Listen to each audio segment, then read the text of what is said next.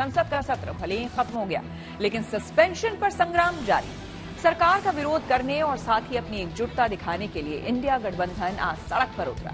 विपक्ष हमलावर है तो बीजेपी भी खामोश नहीं। चुनाव को देखते हुए उसके पास भी जाट और ओबीसी के अपमान का मुद्दा है।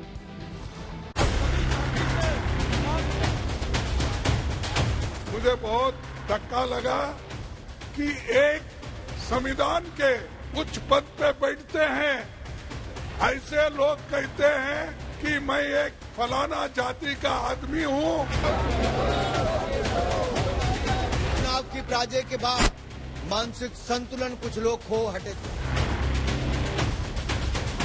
पूरे देश में संदेश भेजना चाहिए कि अगर इस देश में लोकराज को कायम रखना है, लोकतंत्र को कायम रखना है, तो सभी प्रगतिशील और राष्ट्रवादी शक्तियों को लामबंद होने की जरूरत है।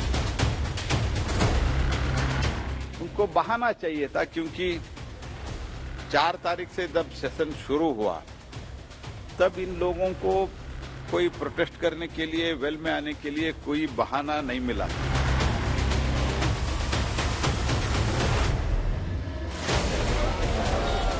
संसद के बाद सड़क की बारी है, क्योंकि आगे दंगल भारी है। इसलिए विपक्ष भी मोर्चे पर है और सरकार की भी तैयारी है।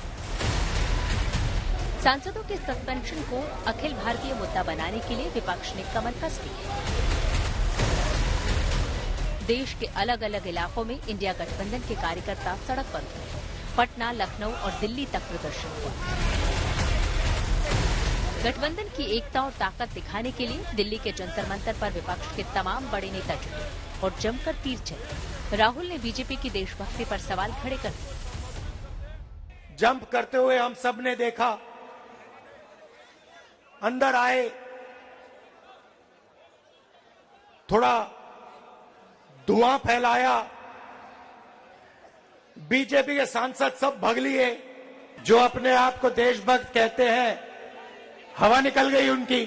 झूठ बोल रहे हैं, बेहद शर्मनाक है। और राहुल गांधी सार्वजनिक जीवन में नेता रहने लायक नहीं है। जिस समय वो दोनों कूदे थे, वो उस समय वहां भारतीय जनता पार्टी की ही बेंचेज थी। हम ही लोगों ने पकड़ा और ये तो दिख भी नहीं रहे हैं। कांग्रेस के बेंच के लोग सीना ठोक के हम लोग खड़े थे। ये तस्वीर देखिए कि जब उन्होंने क्रैकर छोड़ा तो कितना, मतलब मैं खड़ा हूं, अहलुवालिया जी सांसद खड़े हैं और अपने बीजेपी के सभी सांसद थे। इंडिया गठबंधन सांसदों के सस्पेंशन पर ललकार रहा है तो बीजेपी के पास धनखड़ के अपमान का मुद्दा है। राज्यसभा के सभापति की मिमिक्री को जाट और ओबीसी के अपमान से जोड़कर बीजेपी पहले से ही हमलावर है। सवाल है कि क्या इसके जवाब में कांग्रेस का दलित कार्ड चल पाएगा? आप जात पात की बात अंदर करते हो और जात पात पे चलने की बात करते हो।